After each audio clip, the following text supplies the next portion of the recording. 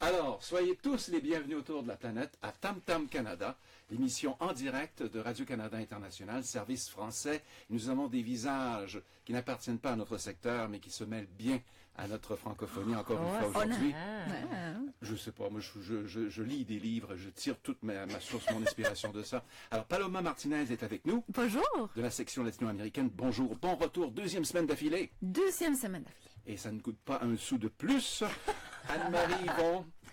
Bonjour Stéphane. C'est gratuit également, ça vient du cœur. Oui, absolument. Elle vient de l'espace autochtone de Radio-Canada, donc elle n'a rien à voir avec notre service officiellement, mais c'est une ancienne collègue. Mais oui, je suis toujours là quand même. Et on aime ça l'avoir avec nous. D'autant plus qu'on va parler d'éducation. Aujourd'hui, c'est notre thème principal, l'éducation, les hautes technologies et comment le Canada progresse vers l'avant ou tente de le faire et des fois trébuche. Du côté maintenant de la technique, parlant de ceux qui trébuchent, il y a Marie... Oh, vous voulez que je commence par vous? Ben, je trébuche beaucoup.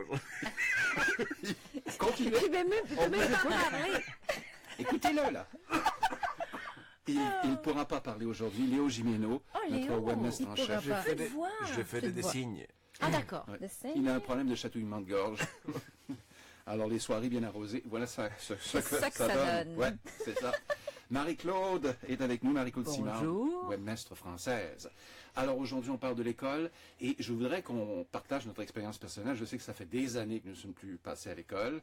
Je parle du primaire. Là, du primaire. Oui. Vous êtes à l'université en ce moment, Paloma, donc je sais que... Je commence la semaine prochaine. Mais on parlera de l'université une prochaine fois. Oui. Aujourd'hui, on parle de l'expérience du primaire, d'accord? Et au niveau élémentaire, dites-moi, répondez à cette question. Quand vous étiez jeune... Oui, ça fait longtemps. Quelles étaient les nouvelles technologies à l'école?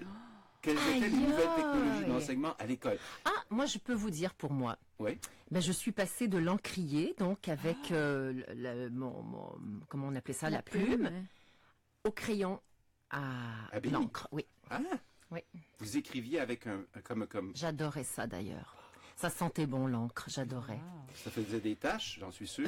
Mais on avait un buvard pour éponger les taches. Et oui, j'ai encore tous mes cahiers, je les ai apportés avec moi au Canada. Ah bon? Parce que j'ai fait mon école primaire en France. Et je suis arrivée au Canada au niveau secondaire. Et donc c'est ça. Alors ça a été une grande révolution dans ma vie. Stylo à billes pour Anne-Marie. Paloma, nouvelle technologie. Elle me regarde, elle dit c'est un dinosaure cette fille. C'est vrai que j'ai pas connu la plume. Non. J'essaie de réfléchir au changement technologique. Je peux prendre mon temps pour réfléchir. Ouais. On va passer à la prochaine. Je peux pas parler à Léo. Léo, peut-être? Il parle pas. On utilisait les rétroprojecteurs. Oh, c'est que Mais au primaire. mais il était déjà inventé. La feuille de plastique, c'est ça? Ouais, C'est ça, l'acétate, c'est ça que j'allais l'acétate, dire. ouais. Ah, donc vous aviez la même réponse. Oui, vous avez copié, là, encore. Ça fait longtemps. C'est que j'allais dans une école primaire, Stéphane, qui est une école qu'on appelait active. C'est pas une école alternative, c'est une école active. Et puis là, en fait, on était très loin de la technologie. on voulait vraiment nous amener à réfléchir et à connaître d'autres technologies anciennes. En fait, on avait notre cours d'imprimante, mais d'imprimerie comme à l'époque. Donc, on plaçait les petites lettres. Exactement. Ah, donc, on avait cet atelier-là. C'était loin de la technologie actuelle. Mais j'adorais les cours d'imprimerie. Alors, l'école active, maintenant on va passer à l'école intelligente, à peu près temps, après toutes ces années, 60 ans plus tard. Alors, vous allez appuyer sur notre bouton, là, qui allume un écran, c'est étonnant, ce qui se peut, comme il y a, voilà, qui vient d'apparaître. L'invité spécial. Thierry, bonjour. Bonjour. Alors, il s'agit de Thierry Carcenti. Carcenti. Avez-vous une idée de qui il est, vous, Anne-Marie? Mais non, je me rappelle plus. Alors, j'imagine, vous travaillez dans le monde universitaire. Dans les écoles primaires. Hein? Continuez. Dans le monde de l'éducation. Dans le milieu de la technologie. Et de l'éducation. Vous répondez oui ou non à chaque fois, d'accord? Moi, je peux répondre oui ou non? Ouais. Oui, il faut qu'on sache. Qui êtes-vous donc? Qui? Alors, oui. Oui. Bravo, tout est dans la réponse. Alors voilà, il est titulaire de la chaire de recherche du Canada sur les technologies de l'information et de la communication, les fameux TIC. Ah oui. Et parlant des TIC, il y en a un des journalistes très souvent depuis 3 ou 4 ans, c'est de parler des tablettes à l'école, de l'arrivée des tablettes à l'école. Le débat est toujours là, toujours présent. Et il est souvent alimenté par Thierry Carsanti parce qu'il trouve qu'il y a beaucoup de travail à faire de ce côté-là, notamment au niveau des écoles publiques. Quel est le problème au niveau des écoles publiques? Il n'y a pas assez de tablettes ou elles ne sont pas autorisées? Quel est le débat? Il y a plusieurs défis que les écoles publiques rencontrent, mais ce qu'on voit particulièrement au Québec, c'est qu'il y a une espèce de clivage qui se crée entre les écoles publiques et les écoles privées. On a les écoles privées, elles sont 105 sur 129, où tous les élèves sont équipés pour la plupart de tablettes. Et dans les écoles publiques, c'est vraiment les exceptions où les élèves arrivent équipés d'une tablette. Alors, ça va faire vraiment des jeunes qui vont faire leur parcours scolaire avec les technologies et d'autres qui vont le faire non pas avec la plume et l'encrier, mais avec des stylos à billes et des crayons plomb. Voilà. Eh bien. Anne-Marie, vous avez une question? Non, j'ai pas de question. Non? Vous êtes une... Ah non, j'étais très attentive à ce que M. Carsanti Je vous voyais tout à disait. l'heure et là, je ne vous vois plus. Ah. Je ne sais pas ce qui s'est passé. C'est un problème de technologie, ça. Mais nous sommes toujours là. Oui. Vous nous entendez par contre. On est encore au cours, vous en faites pas, on n'est pas parti dehors. Alors, ce clivage, ce problème entre la présence de cet outil très, très pratique qui est la tablette, est-ce que ça va changer est-ce que ça va devenir un problème, par exemple, lorsqu'on va arriver au niveau secondaire? Est-ce que c'est un problème qu'on va traîner toujours ou à un moment donné, il y a moyen de rattraper le retard lorsqu'on est un enfant et qu'on n'a pas pu s'exprimer à l'école avec ce genre d'outils? Bon, mais je crois qu'il y a toujours moyen de rattraper ce retard, mais c'est quand même triste de voir qu'en 2017, des outils qui vont faire partie du quotidien des enfants plus tard dans leur vie, et puis plus tard, ne serait-ce qu'à l'université, au cégep ou dans leur vie professionnelle. Et quand on dit qu'à l'école, on veut former les citoyens pour demain, là, il y a quand même un petit manque. Vous savez, en 2017, se former à l'usage des technologies, puis je ne parle pas des jeux et des réseaux sociaux, mais l'usage des technologies pour apprendre, pour chercher de l'information et toutes ces autres compétences qui sont importantes et essentielles, ça devient en 2017 presque aussi important que l'apprentissage des mathématiques ou du français. En vérité, les technologies deviennent des vecteurs ou des outils pour mieux apprendre français, mathématiques, sciences, histoire, etc. Paloma. Que répondez-vous, M. Carsanti, aux parents préoccupés du temps passé par leurs enfants devant les écrans à la maison? La plupart des parents ont la difficulté à contrôler le temps d'écran à la maison, donc si en plus ils vont le faire à l'école, que répondez-vous à ça? Moi, je vous dirais, il y a deux choses. D'abord, c'est normal comme parent d'être inquiet et il faut être inquiet comme parent. Ça montre déjà qu'on se soucie de ses enfants. Donc, moi, je vois ça très positivement, les parents inquiets. Par contre, là où est-ce qu'on fait erreur, je pense, c'est parce que on voit le temps d'écran de façon globale, comme si c'était la même chose. Mais je ne sais pas si vous avez des enfants, mais avoir un enfant qui joue à des jeux vidéo violents 5 heures par jour versus un enfant qui travaille sur l'écriture d'un livre, d'un texte, d'une présentation, d'une recherche, l'usage est complètement différent. Alors, le temps d'écran, l'idée de tout mettre ça ensemble, moi je suis contre. Je pense qu'un temps d'écran pour les technologies pour apprendre, puis avec les écrans LCD, il y a des études récentes qui sont sorties qui montrent quand même qu'il n'y a pas de danger sur la qu'il n'y a pas d'abus. Versus entre un enfant qui passe son temps à jouer ou à socialiser avec les technologies, là, il y a de quoi se soucier. Donc, il faut trouver un équilibre entre des moments avec et sans écran. Mais dans les moments avec écran, il faut trouver des moments où l'enfant passe du temps à utiliser les technologies à des fins éducatives. Et c'est là où je pense que les parents, des fois, n'arrivent pas à faire la nuance. Maintenant, il ne faut pas se leurrer non plus. Un enfant qui fait croire à ses parents qu'à 11 heures le soir, il a besoin de son ordinateur dans sa chambre pour faire ses devoirs, peut-être qu'on devrait avoir un certain droit de regard sur ce qu'il fait. Anne-Marie. En fait, là, j'essayais de comprendre. Les tablettes sont rentrées dans les écoles, mais au niveau autant primaire que secondaire, au privé? Au privé, il y a très peu d'écoles primaires au Québec d'abord. Oui. Donc, on est plus dans les exceptions. Mais quand je parlais des chiffres tout à l'heure, environ 105 sur 129, on parle des écoles secondaires. Secondaires, oui. Mais il faut comprendre, chaque élève a un appareil électronique quand il commence en première secondaire et il l'a jusqu'à la fin. On développe des compétences que ces autres élèves qui n'auront que le crayon, le stylo bic, n'auront pas eu parce qu'ils n'auront pas eu la chance d'avoir ça. Évidemment, au début, c'est pas toujours simple. Je vous dis ça, mais c'est pas toujours rose au début. On a 13 ans, on reçoit une tablette. on n'a pas envie d'aller chercher des informations intelligentes sur Wikipédia, on a envie de jouer, aller sur les réseaux sociaux. Donc, au début, on apprend à se gérer avec les technologies, on apprend à faire des recherches. Donc, on apprend une foule de compétences, dont celle de s'auto-gérer. Ceux qui n'auront jamais eu cette tablette à l'école ou cet ordinateur à l'école ne vont pas développer autant de compétences comme ça. Ils vont avoir un certain handicap quand ils vont arriver au cégep, à l'université ou encore sur le marché du travail. Oui, mais en même temps, ils apprennent quand même, il y a des cours d'informatique même dans les écoles publiques actuellement au niveau primaire et secondaire. Ben, je ne veux pas caricaturer, mais vous savez, c'est toute une différence. C'est comme si on vous donnait votre crayon 1 heure par semaine dans le cours de crayon, versus l'idée de l'avoir en tout temps pour apprendre les autres matières. Les technologies, on peut en faire une discipline, c'est correct, mais on peut s'en servir comme outil pour apprendre toutes les autres matières. Et c'est de là toute la richesse, tout le potentiel des technologies pour l'apprentissage. Tout ce qu'il est possible de faire, de l'écriture collaborative quand on écrit. On peut lire un roman et mettre des commentaires et voir les commentaires de ses amis dans la classe qui lisent le même roman en même temps que nous. Ça stimule la lecture. En fait, il y a tellement de choses qu'il est possible de faire avec les technologies qu'on ne peut pas faire sans. Et je dis pas de faire que des technologies non plus, je suis pas en train de dire ça. Je pense que même dans ces écoles où est-ce qu'on a les tablettes ou l'ordinateur, il y a un équilibre aussi à trouver.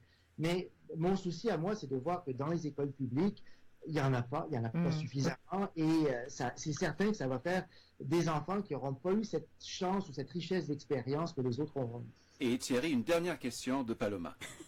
En fait, comment faire, Thierry, pour que les enfants puissent être bien, disons, formés pour prendre la décision entre le temps d'écran pour faire des choses intelligentes, créatives et importantes, et puis le temps qu'ils passent à faire des choses qui peuvent être peut-être pas très positives pour leur vie? Alors, écoutez, je ne sais pas si la question c'est pour vous personnellement. Mais c'est tout un défi, vous savez, l'éducation des enfants, ce n'est pas simple. Et puis, avant les tablettes, il y avait la télévision, puis il y a des parents qui ne limitaient pas le temps devant la télévision, d'autres qui limitaient ce temps devant la télé. C'est certain que l'ordinateur, c'est tentant et c'est mobile en plus. Hein. Avec les téléphones intelligents, on peut l'avoir dans sa poche, qu'on ne pouvait pas faire avec la télévision. Moi, je pense que les balises sont importantes. Je pense que l'éducation est importante. Je pense que amener les enfants à être responsables dans cet usage, ça doit faire partie de la responsabilité de l'école, mais des parents aussi. Donc, il n'y a pas de temps idéal. Il y a certains gourous experts qui vont vous dire il faut 20 minutes, 30 minutes par jour. Moi, je pense que le type d'usage est d'abord important. Qu'est-ce qu'on fait pendant ce 30 minutes? Si on fait des devoirs, moi, j'ai l'impression qu'on peut être plus flexible et donner plus de temps. Si on joue à des jeux, là, à ce moment-là, on peut être plus restrictif en semaine parce qu'il y a de l'école, etc. Et donc, l'équilibre revient. La réponse, c'est vous qui l'avez, Paloma, mais en trouvant un équilibre, en comprenant que si votre enfant vous dit j'aimerais faire 2 heures de jeux vidéo ce soir, peut-être que c'est beaucoup, peut-être que 20 minutes ou peut-être qu'il peut y avoir des heures cumulées pour la semaine, mais il n'y a pas de bonne réponse en ça. Il faut trouver un équilibre. Mais au-delà de l'écran, je pense qu'il faut regarder quel type d'usage il fait et il y a trop peu de parents qui se soucient de ça. Merci d'avoir éclairé nos choix. C'est très, très pertinent de vous avoir écouté. Et là, on est un peu plus outillés pour prendre certaines décisions ici autour de la table. On va vérifier ça dans quelques jours, le résultat de tout ça. Thierry, merci beaucoup d'avoir accepté notre invitation aujourd'hui. Alors, il s'agit de Thierry Karsanti, qui est titulaire de la chaire de recherche du Canada sur les technologies de l'information et de la communication, et il nous parlait de l'Université de Montréal. Nous allons maintenant fermer notre écran. Dans quelques instants, autre chose va réapparaître, un autre mystère. J'ai pour vous maintenant notre premier jeu de la question « Remuez-vous le cerveau ». Remuez-vous le cerveau. J'ai trouvé ça pas mal, hein? Allez, remuez-vous le cerveau. Alors, le Canada dépense plus pour l'éducation par personne que tout autre pays du G8. Mais sur 72 pays, voici la question, où se situe le Canada sur la liste des pays qui ont le meilleur système d'éducation au monde, selon donc l'OCDE? Sur 72, on est combien sur la liste? On est parmi les meilleurs. 13. 13e. Moi, je dirais 7. 7. C'est joli, j'adore le chiffre en passant. Et puis, Anne-Marie? 15e. 15e. Léo? 10e. 10e. Bon. Alors, qui a répondu le plus proche de la bonne réponse? Nous sommes 4e. Non. Encore une fois. Depuis quelques semaines. Eh oui, 4e. On est Après les pays scandinaves. au même rang que la Finlande. Oui. On est dépassé seulement par Singapour, c'est tout petit. Au même rang que la Finlande, ça me surprend. Le Japon aussi. et puis l'Estonie. L'Estonie, oui, en tout cas. Attendez, mais habituellement, on parle du Danemark, de la Suède, qui sont bien devant le Canada, Est-ce non? qu'on peut savoir c'est quoi les critères quand même Oui. pour déterminer C'est ça? ça. Ben, Parce que écoutez, c'est la réalité. on a mené ça. ça sur 3 ans à travers Ouais. une évaluation. Une évaluation qu'on dit scrupuleuse des connaissances acquises par les élèves de 15 ans en sciences, en lecture et en mathématiques. D'accord? Les vraies matières. Et le Canada... Pardonnez-moi, c'est plus fort que moi. J'ai eu beaucoup de drames à l'école. Alors, Canada est classé 5e après Singapour, le Japon, l'Estonie et la Finlande en mathématiques et en lecture.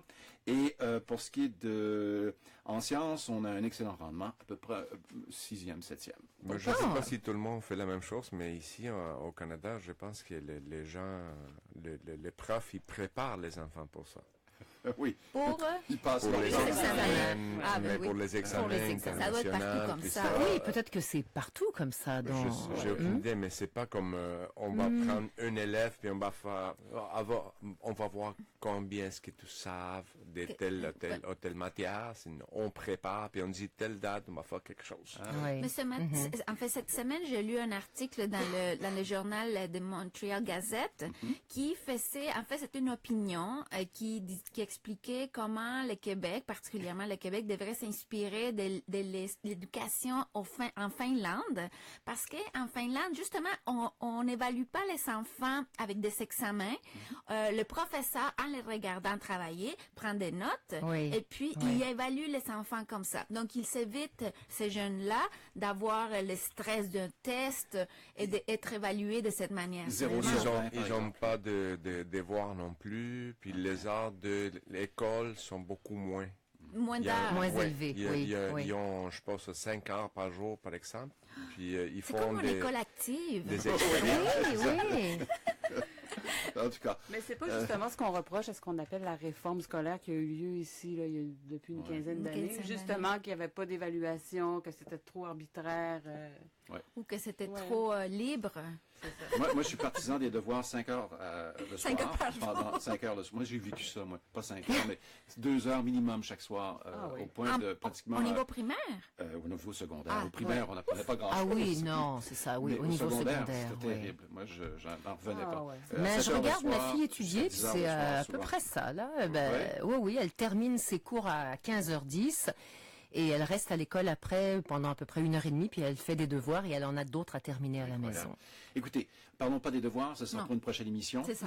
Oui. Lorsqu'on parlera Un gros débat. de tous ceux qui ont pas terminé l'école, ceux qui comment ils appellent des décrocheurs. Des décrocheurs. Bon, on reviendra là-dessus un jour.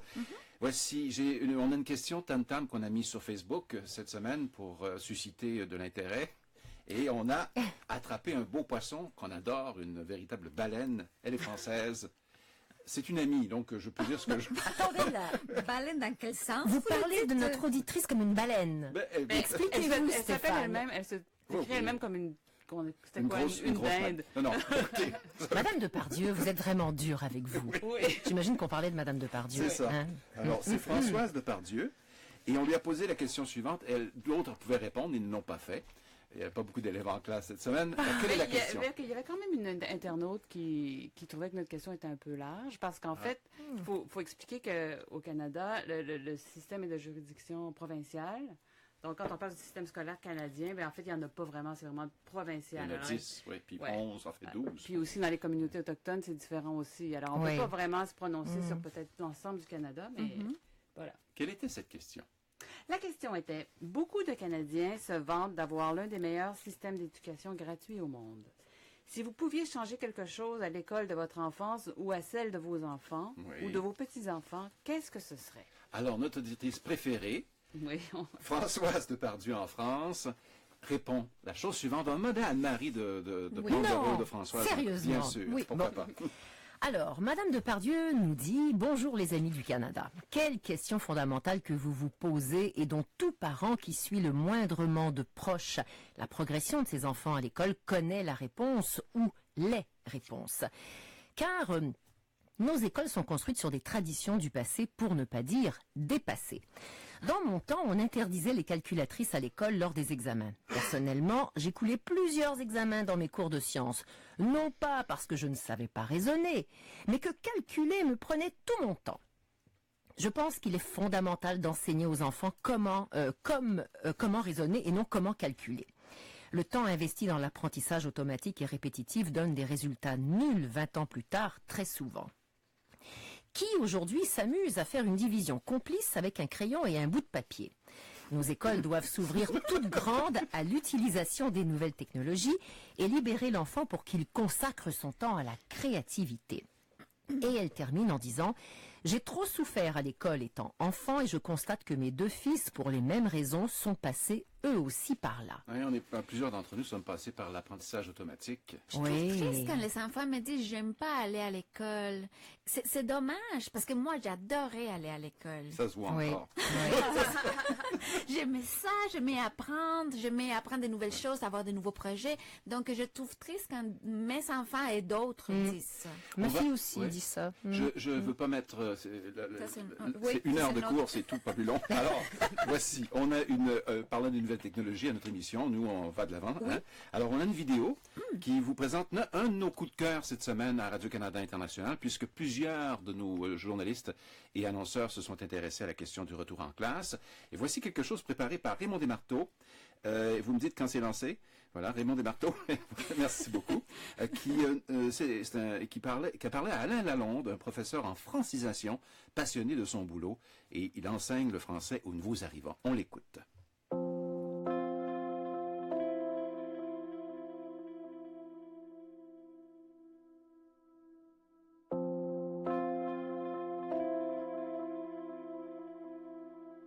Alain Lalonde est professeur en francisation auprès de communautés arrivantes, ici, de nouveaux arrivants. Il est mon invité dans les studios ici à Radio-Canada International. Alain Lalonde, bonjour. Bonjour. Comment est-ce qu'on devient prof de français, mais pour nouveaux arrivants? Ben, on devient prof premièrement. Phase 1, oui. Phase 1. Et disons, ça dépend de l'intérêt peut-être de chacun. Moi, je suis arrivé à ça parce que j'étais depuis longtemps intéressé par ce qui se passe ailleurs. J'ai voyagé beaucoup en Amérique latine. J'ai essayé de m'ouvrir au monde. Et puis, lorsque je suis revenu ici, pendant longtemps, j'ai voulu retourner dans ces pays-là. Puis à un moment donné, la vie m'a amené ailleurs. J'ai eu une famille, etc. Alors, je me suis dit, si je peux pas aller retourner au monde, je vais faire venir le monde à moi. Alors, ça veut dire que lorsque j'enseigne, j'ai des gens... Voilà. Et on a coupé ça court, mais vous pouvez aller beaucoup plus loin dans la découverte de cette entrevue. C'est sur la page de Tam Tam. C'est bien. Vous avez de bonnes réactions. On a failli partir sur la Lune. Alors, c'est sur la page de Tam Tam Canada, la suite de cette entrevue de 9 minutes entre Raymond Desmarteaux et un spécialiste de la francisation. J'ai peut-être ici une question par rapport à la francisation et le nombre d'élèves allophones qui augmente beaucoup sur le territoire ici à Montréal, sur l'île de Montréal, enfin, au centre-ville de Montréal. Au point où des écoles primaires ont aujourd'hui majorité d'enfants qui ne sont ni de langue maternelle française ou anglaise. Quand on dit une majorité d'enfants qui ne sont ni de langue maternelle anglaise ou française, sur 10 élèves, combien sont des allophones? OK, donc sur la grande île de Montréal. Au centre-ville de Montréal, pas sur la grande île. 6. 6. J'allais dire 6 aussi. 6, c'est bien. Bonne réponse, pas mal. 7. 7. Oh, Et la bonne réponse, c'est... 7. Non! Ça, c'était 7 la dernière fois, mais là, c'est 9. 9 sur 10. Non. Le croyez-vous? Moi, Non. je ne le crois pas. J'ai beaucoup de difficultés à le croire. On gagne quand même. Alors, C'est qui te donne cette information-là?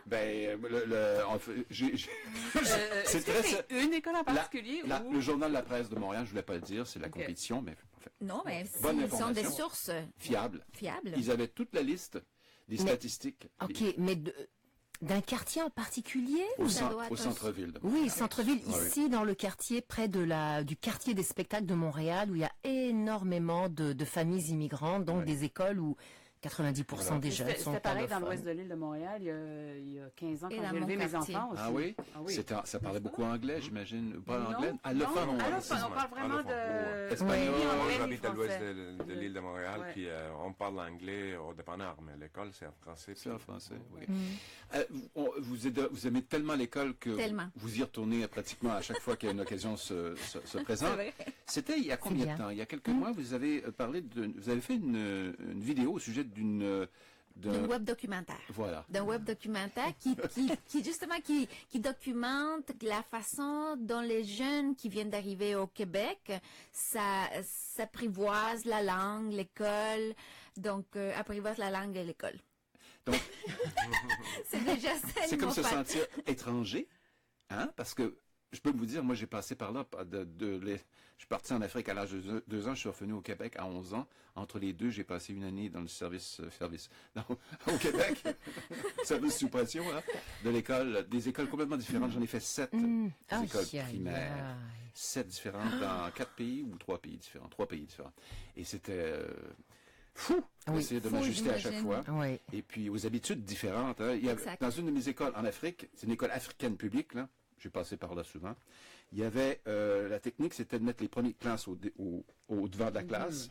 Donc Et les cancres en arrière. en arrière. Alors, à chaque Ah oui. 3 mois, la liste bougeait un peu. Moi, on m'a mis à l'arrière la première journée, parce que je ne savais pas ce que j'étais.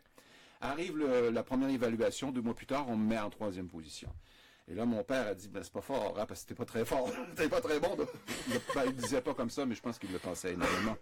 Alors, ben oui, parce que j'étais plutôt un cancre. Alors, moi, j'étais parmi les meilleurs, mais j'étais un cancre. Alors, des fois, et puis moi-même, je regardais cette technique de mettre les meilleurs en avant, en me disant, mais les meilleurs, de toute façon, ils arrivent à suivre facilement. C'est ça, il faut qu'ils soient en arrière.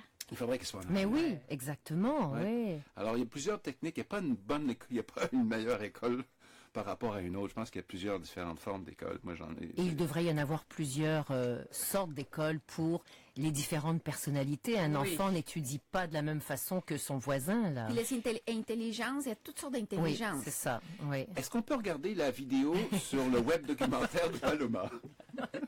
Un extrait, en tout cas. On écoute ça. Moi, j'ai été approchée par la Commission scolaire de Montréal et l'UQAM. Eux, en fait, souhaitaient documenter leur démarche de recherche parce qu'ils ont été, dans le fond, dans un projet d'environ 4 ans avec des écoles directement à travailler avec les directions d'école, les enseignants, pour améliorer les pratiques, surtout concernant le passage, en fait, des classes d'accueil aux classes qu'on appelle ordinaires, le secteur régulier. Parce qu'ils remarquaient un problème là, à ce niveau-là et qui avait un impact sur la réussite scolaire des jeunes immigrants. Donc, ils se sont penchés sur cette question-là et, en fait, voulaient un peu partager cette recherche-là, surtout à travers les autres enseignants, les autres directions d'école, pour qu'ils puissent avoir des nouvelles idées à propos dès l'accueil des élèves jusqu'à la réussite éducative. Qu'est-ce qui a été le plus grand défi pour vous? Parce que les jeunes qui arrivent de partout dans le monde arrivent, puis l'apprentissage de la langue française, c'est peut-être le principal objectif de ces classes d'accueil-là. Mais est-ce que la langue a été un défi ou il y a eu d'autres défis pour la création de ces web documentaires? Ben en fait, c'est ça. Ça dépend si on parle du contenu ou Du contenu. contenant. Là. Mais au niveau du contenu, mais ce qui est intéressant, ce qu'on apprend à travers le web documentaire, en fait, c'est que ça prend 5 à 7 ans pour maîtriser une nouvelle langue. Et c'est un concept des fois qu'on oublie parce que, bon, on pense que les enfants vont apprendre rapidement. Et on pense aussi qu'ils ne sont pas capables d'apprendre d'autres matières s'ils ne maîtrisent pas le français. Ce qui n'est pas le cas, en fait. C'est que souvent, en mathématiques, par exemple, ils vont être capables de comprendre des notions, même s'ils ne maîtrisent pas tout à fait la langue française. Et c'est qu'ils puissent continuer leur apprentissage et non pas qu'ils soient bloqués juste parce qu'ils ne sont pas encore à un niveau assez élevé en français. On a appris des choses, il y a Oui. beaucoup d'autres choses à apprendre, c'était qu'un extrait. Et puis, si vous voulez voir tout, là, ce qu'a préparé Paloma il y a quelque temps sur l'apprentissage de l'école et du français à l'école, parmi ceux qui arrivent chez nous, eh bien, c'est sur la page de Tam Tam Canada cette semaine. Dernier petit, on ferme cette parenthèse, belle émission, presque, sur... Sommes-nous des bons élèves? Oh, moi, je porte pas de jugement. Je pense que Hein, Maître Stéphane. non, vraiment pas.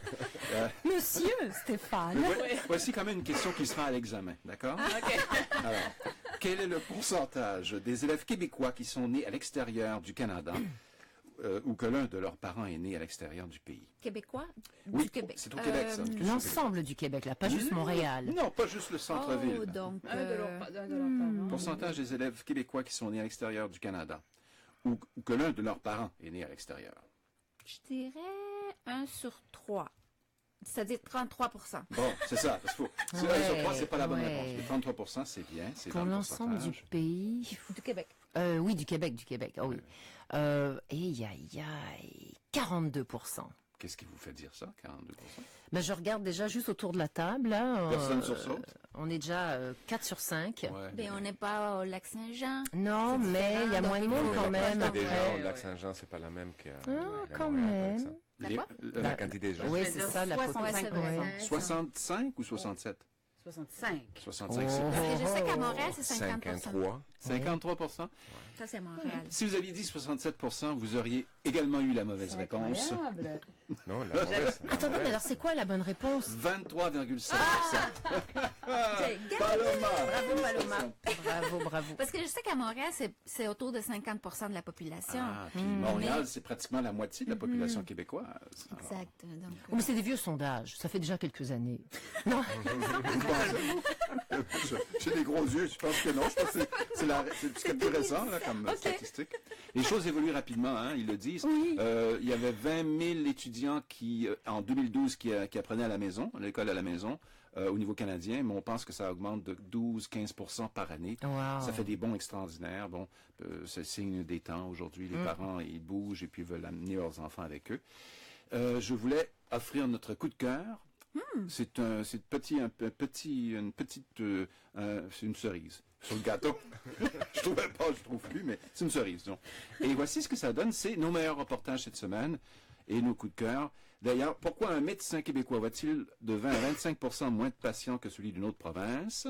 C'est une statistique sortie cette semaine. Parce qu'il prend plus de temps avec chacun, non? Non, c'est pas aussi, non pas parce qu'il est plus paresseux.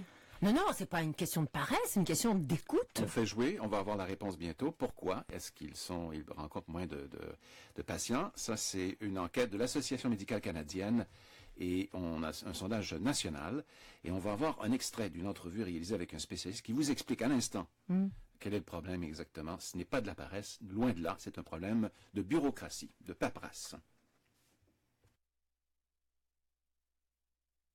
C'est moins le problème pour le reste du Canada parce qu'ils ont investi d'une façon importante dans le développement de première ligne, mais au Québec, on est un système très centralisé à l'hôpital. Alors, 50% de tous nos omnipraticiens, puis fondamentalement, c'est eux qui font accès à un médecin de famille, travaillent dans l'hôpital. David Levine, professeur associé à la faculté de médecine de l'Université McGill à Montréal, et ancien directeur de l'Agence de santé et des services sociaux de Montréal. Et ils travaillent à l'hôpital pour plusieurs raisons. Une, à l'hôpital, ils ont une équipe. Alors, ils ne travaillent pas seuls. À l'hôpital, ils ont accès à l'équipement, de la technologie, de l'imagerie. Ils ont accès à des spécialistes pour avoir une consultation parce que des fois, l'Omni a besoin de ça. Et c'est payant de travailler à l'hôpital. Travailler en clinique, vous n'avez pas accès à la technologie, vous n'avez pas une équipe, vous n'avez pas des assistantes pour vous aider à avoir des clients. Alors, le nombre de personnes qu'un médecin puisse inscrire ici est moindre et principalement, c'est la raison pour laquelle on n'a pas accès à un médecin de famille. Alors, c'est pas étonnant que plusieurs personnes se ramassent à l'urgence. Alors voilà, puis il y a autre chose cette semaine qui fait partie des coups de cœur. Le véhicule électrique, si tout le monde en avait un au Québec, il y aurait plus de déficit commercial, tellement on achète de pétrole à l'étranger, des millions de dollars. En tout cas, l'explication de Stéphane Pascalon de l'Institut des véhicules innovants. À mesure qu'on roule avec un véhicule électrique, c'est l'aspect économique de ce véhicule qui finalement coûte en moyenne 20% moins cher que son équivalent à essence, qui permet de réaliser pour le consommateur des économies d'environ $200 par mois, qui sont en fait la réduction de la facture d'essence du véhicule. L'Institut que vous représentez souligne qu'on pourrait réduire sérieusement le déficit commercial du Québec en poussant l'usage du véhicule électrique. C'est ça, il y a plusieurs études qui ont été faites par différents organismes qui démontrent que actuellement la province du Québec importe du pétrole. Étonnamment, la courbe du déficit commercial du Québec suit et fluctue selon le montant d'importation du pétrole. Donc si on regarde en 2013, on importait près de 15 milliards de pétrole et on avait un déficit commercial qui était de l'ordre de 17 ou 18 milliards. En 2015, on a importé 9 milliards de pétrole avec un déficit commercial qui est de 8 milliards. En 2016, on a importé 7 milliards de pétrole avec un déficit commercial de 6 milliards. Là, actuellement, notre déficit diminue parce que le prix du pétrole diminue. Mais dès que le prix du pétrole va réaugmenter, notre déficit va réaugmenter. Alors voilà, la suite donc sur la page de Tam Tam Canada cette semaine. Est-ce que vous entendez? Je ne sais pas si vous l'entendez. Oui. Vous l'entendez là? Ben non, plus maintenant. Non, il y a quelque chose d'autre que vous devriez entendre en ce moment. Vous l'entendez pas? Non? Le silence. C'est ta voix? Oui, le silence. Non, n'a rien à voir avec ma voix. Vous n'entendez pas non plus? Non. Non. Ben voyons, c'est bien ça. C'est vrai? Ben oui, c'est la sonnerie, la fin de la classe. C'est parce qu'on a déjà quitté la classe. Allez, profitez de votre journée et puis on se revoit demain. Bye bye. À la semaine prochaine. Bonne semaine.